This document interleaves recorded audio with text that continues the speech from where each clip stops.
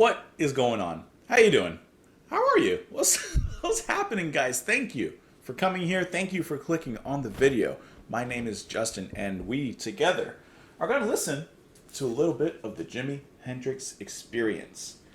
This would be Jimi Hendrix's third and final studio album, which was released in 1968. I hope that you guys are having a wonderful day today. Hope that you're looking forward to listening to this with me. I'm going to go ahead and put it on the turntable in just a little bit. But before we get into this, first of all, I have a lot to say, but I'm going to try and keep it brief. So if you just want to skip ahead, feel free to do so. Quickly, so why are we listening to this? Well, one, I would like to listen to more Jimi Hendrix. And two, my mom actually, I don't know, she buys things and then she always returns things. I don't know, it's a thing of hers.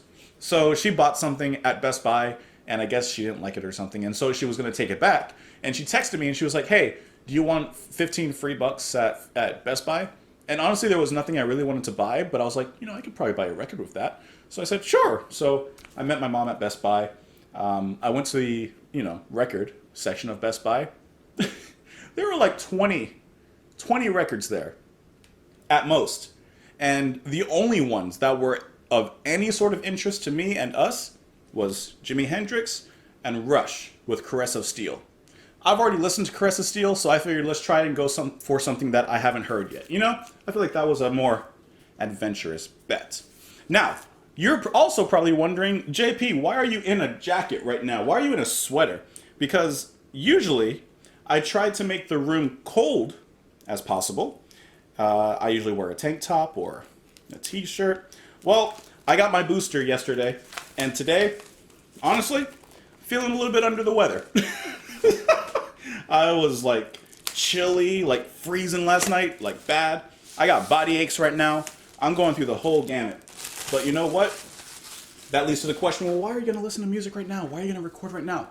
Because what better cure is there than to listen to music? I don't want to lay in bed all day. I want to listen to music, and I want to listen to it with you guys, There's not really much other reason than that. So I know I'll be better in, a few hours, maybe by tomorrow.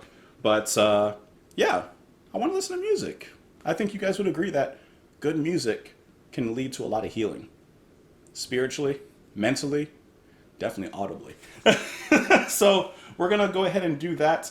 I'm going to get this all loaded up so we can go ahead and listen to the first side of the album. Now, on the first side, we're going to be listening to And the Gods Made Love, Have You Ever Been to Electric Ladyland, and Crosstown Traffic. I'm probably going to pause at those three tracks, after those three tracks, talk a little bit about it, and then we're going to focus on the final track of the side, which is Voodoo Child. Voodoo Child. Sounds kind of cool. So let me just, give me one moment. Let me pop this on. There we go. Go ahead and press the start button. I'll probably have to adjust the volume. Don't mind me. Man, I'm starting to get hot now. All right, it's fine. It's fine. Let's go ahead and get it started, guys. Jimi Hendrix, Electric Ladyland, side 1. Let's do it. Turn my volume off. I'll see you guys on the other side. Oh, this will be cut up, so watch it on Patreon.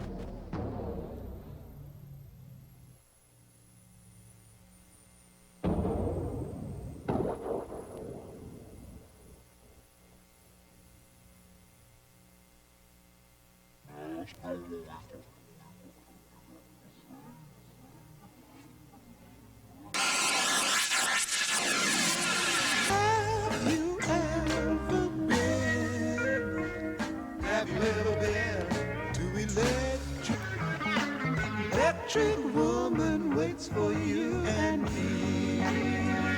See, look up ahead. I see the Lord. Show you.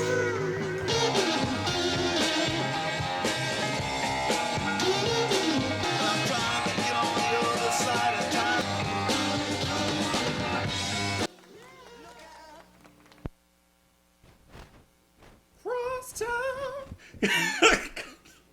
Come on. Tell me that doesn't... Hold on, let me put my volume out so I can yell at you. Tell me that doesn't make you feel good. I feel so good listening to that.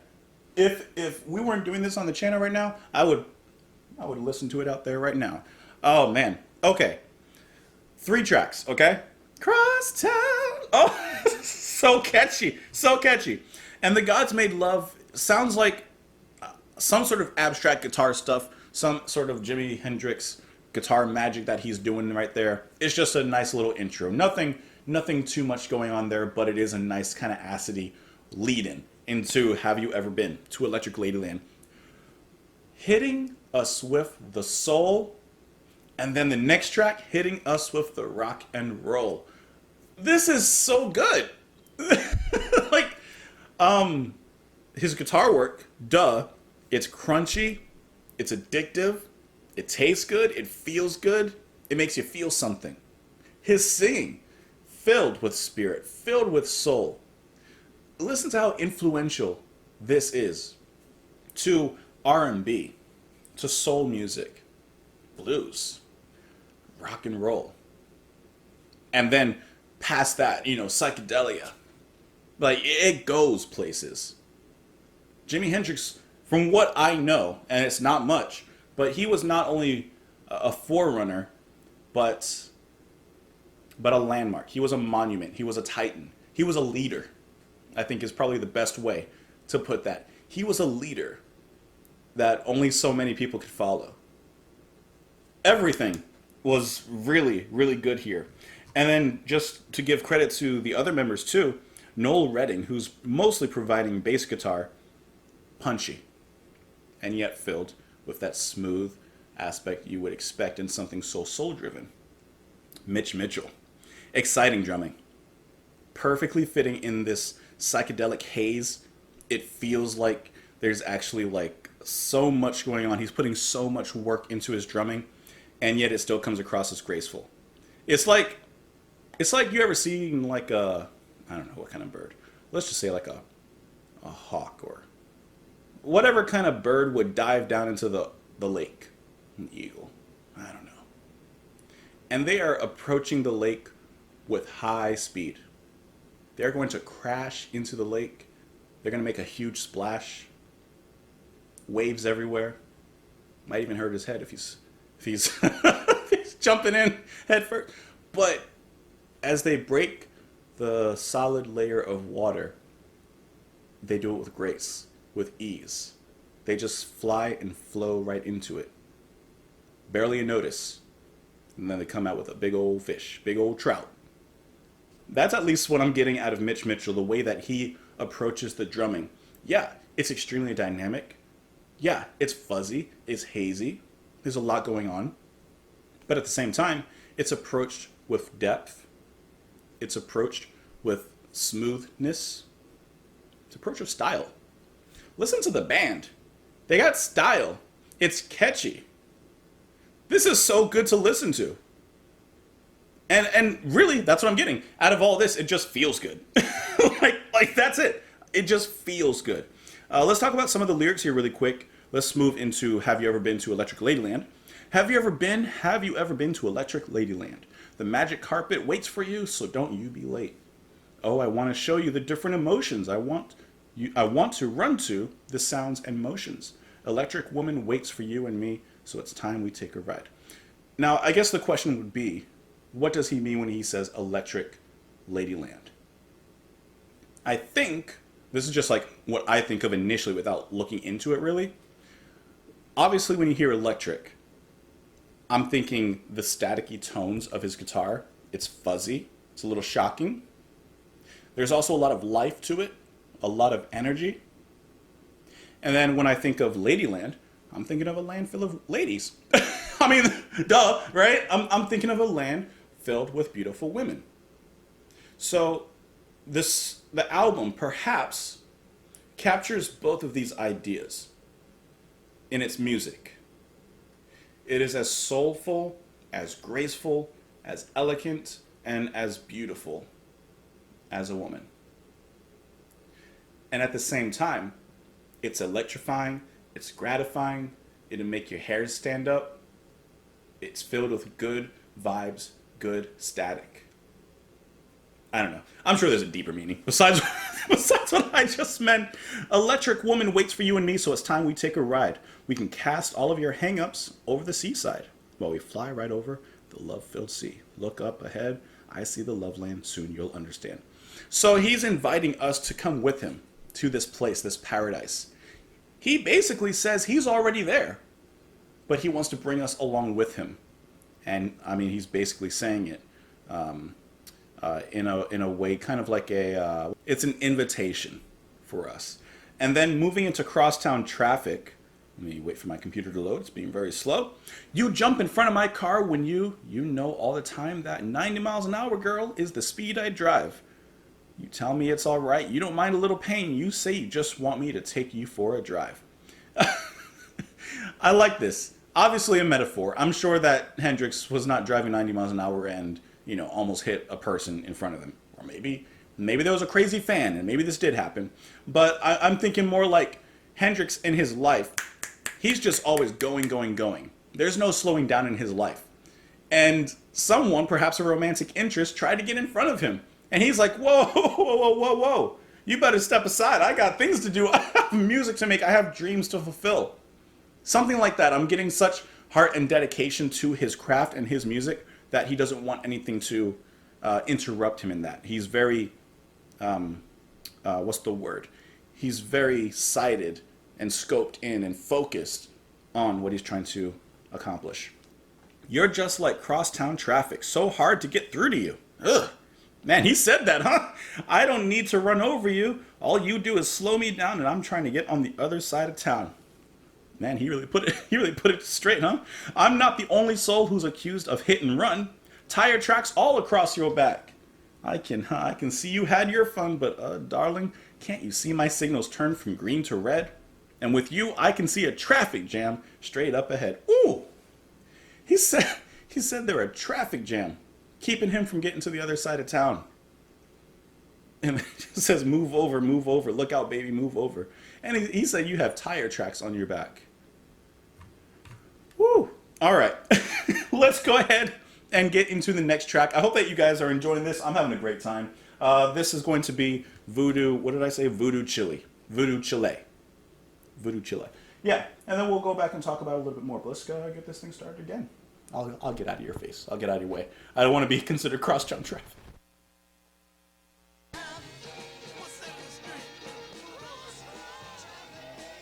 But I'm a voodoo child.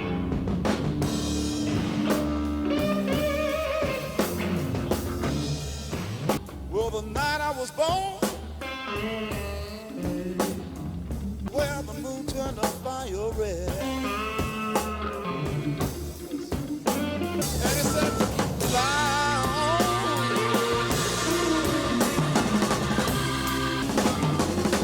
Yeah.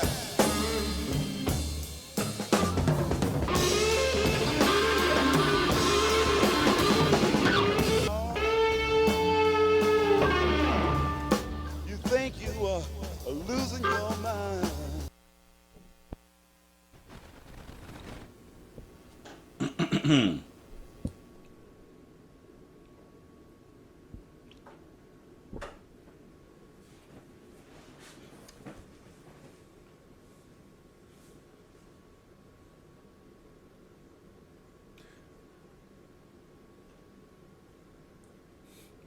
Legitimately one of the best songs that I've ever heard in my life.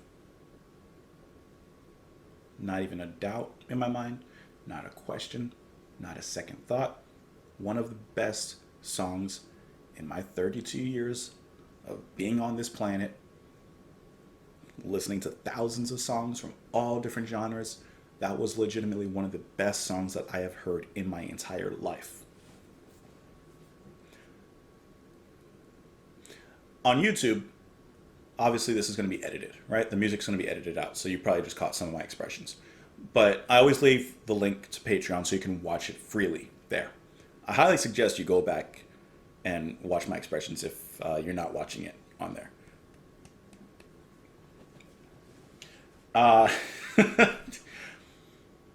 What can I say about it that probably hasn't been said before? I feel like I can't add anything to that. Like, what am I going to talk about? What am I going to say that hasn't been said by the Jimi Hendrix Experience? There's nothing I can add. I think this is one of those moments where my silence and my lack of words is probably going to tell more about how I feel about this one. That was 14 minutes. Could have gone on for longer. But they leave you wanting more. So much more. So I was reading a little bit as we were listening, and I see that it's actually pronounced Voodoo Child, not Chile, or whatever else I said. So let's get that straight.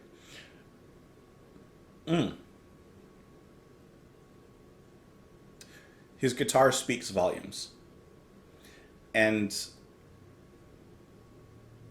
when I think of that, I think the expression, I'm just taking a guess, I'm thinking it's talking about volumes of books, right? His guitar speaks volumes in the sense that there's so many words, phrases, sentences, paragraphs, so much, in a way, literary nuance, rather, that he's playing, that he's bringing to us. His playing is pure poetry. Extremely vocal. It speaks. This is the kind of music that I would think of when people say that music is a universal language. That you don't need to understand a specific language. You can come from any land, any ethnicity, any culture, and you can understand music. Anyone can understand this. Mitch Mitchell, his drumming. Here he really put it down. He really broke it down. Has a solo there in the middle, which so precisely and perfectly directs itself back into the verse of this entire track. The composition element on this is absolutely crazy, in my opinion. Once again, Hendrix's ever soulful, textured voice graces the track wonderfully. This kind of feeling is the same feeling that I would get perhaps watching and listening to a B.B. King performance. It's just that good. It's just that same kind of vibe. Jimi Hendrix was a leader. I really don't know what else I can say about this thing. Now, just looking at this specific track and looking at some of the information about this one, apparently this came from a jam session. A late night jam session with Hendrix, of course, Mitch Mitchell, organist Steve Winwood. Talk about crosstown traffic. And bassist Jack Cassidy. The organ from Winwood, one would expect greatness, and we got nothing less than that here. Perfection. When you have two instruments, icons, figures, who are in the same song, I mean, you have moments where one can overstep, one can cross a boundary, one can take over the music. Let there be no doubt. This is Jimi Hendrix, right? This is the Jimi Hendrix experience. But I know you guys had to feel it listening to Steve Winwood's organ playing on here. So intense. And what I like is that when I kind of think of organ in general, I think of like a church, gospel music, things like that.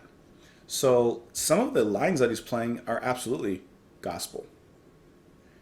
And can I tell you, the band took us to church. There's a Holy Spirit playing on here. Well, maybe not Holy Spirit, speaking of Voodoo Child, but it's a something spirit. It's the Hendrix spirit. That's absolutely crazy that this came from a jam. Something this good. That means that they had to be so connected in their playing. I don't smoke or anything like that, but this, this, this is a drug of its own. And I love the lyrics in here as well. That is really, really intense.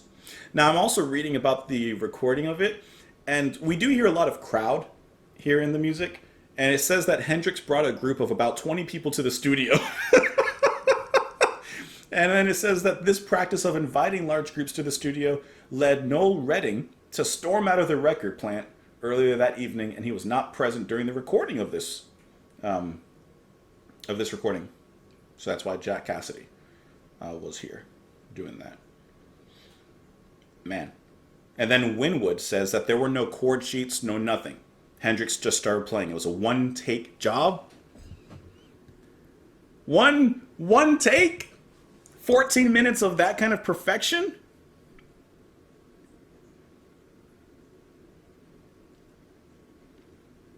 Well, it says here recording began at about 7:30 a.m. and 3 takes were recorded. Okay. During the first take, Hendrix showed the others the song while the recording equipment was adjusted. During the second take, Hendrix broke a string. And then the third take provided the master that was used here. That's amazing. It says that Hendrix wanted to create the atmosphere of an informal club jam, but the recording did not capture sufficient background noise. So the onlookers, I would assume those people that were in the studio at the time, provided additional crowd sounds, which were recorded. That's awesome. And he really did capture that, because that put us right in a live setting. Which is actually what I was thinking, listening to this. There must be a few of you that had seen Jimi Hendrix play live. I would love to read your experience. I would love to hear your experience. I would love to hear your experiences and read them, even just your first time hearing this. Specifically, I want to talk about Voodoo Child. I want to hear your first reactions when you heard this. Did you not think it was the greatest thing ever? Because I think it's one of the greatest things ever. Definitely. So let's go ahead and talk about the lyrics for this one, and then we'll kind of wrap it up. Well, I'm a voodoo child, Lord, I'm a voodoo child. Well, the night I was born, Lord, I swear the moon turned... My arm thing just broke. Well, I swear the moon turned a fire red. The night I was born, I swear the moon turned a fire red. Well, my poor mother cried out, Lord, the gypsy was right. And I've seen her fell down right dead. He's the voodoo child. He's putting some magic in the air through his music. Well, mountain lions found me there waiting and set me on an eagle's back. Well, he took me past to the outskirts of infinity.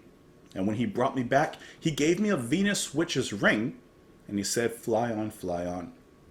And he makes references to Jupiter as well. So he's making references to different deities, different gods. And I mean, he does keep on saying Lord, which I would also assume is just, Christianity as well. So I like how there's references to multiple different kinds of spirituality and how, in a way, he acknowledges them, but he also, in a way, accepts them all. And he says that he's the voodoo child, like he's the dark one. He's the prince that was promised. I like that. He feels, perhaps, and I mean this in a positive way, prideful. And I mean, I think Hendrix himself can feel a little bit of pride, considering what he's doing. Well, my arrows are made of desire, from far away as Jupiter's sulfur mines. My arrows are made of fire, he repeats that, weighed down by the methane sea. I have a hummingbird, and it hums so loud you think you were losing your mind. His hummingbird has to be his guitar, and that fuzz. By the way, there's so many guitar techniques in Hendrix's music. I'm not a guitarist. I don't know anything about music like properly, so I would love to hear, a little bit more about what he does and how he makes it sound so good. Then he says near the end, well, I float in liquid gardens in Arizona new red sand. He repeats that, I taste the honey from a flower named Blue, way down in California. He's cultured. That's kind of what I'm getting. He's very cultured. He takes in nature of all sorts. He takes in spirituality of all sorts. He takes it all. And then he lets it rip through his guitar. This was great. I know I didn't even really talk that much about like anything, but I truly think that the music speaks for itself in here. That's crazy. That's crazy.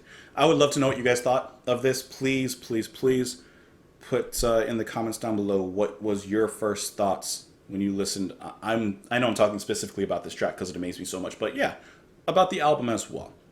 I would love to hear it and read it. I would love to hear and read about your experiences if you did ever see him live. I don't know what else to say. I really don't. I feel like there is nothing I can say about this. Yeah, that's it. Coffee, barely even finished it because I was just jamming out. Come back tomorrow for whatever else we have going on. I hope that you enjoyed the video. Definitely hope you enjoy the music. You can follow me on Twitter. You can comment in the comments down below. You can support the channel on Patreon if you enjoy any of the content and you want to do that. But I hope that you enjoyed at least some part of the video. Hope you come back tomorrow. And you know what I'm just thinking right now?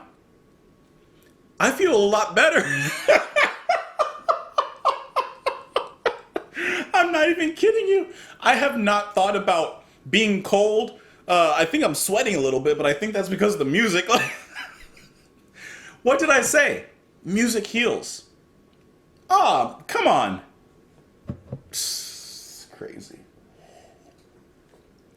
Thank you guys. I appreciate you. I'll talk to you later. I'm crazy. I'm out of here. Bye.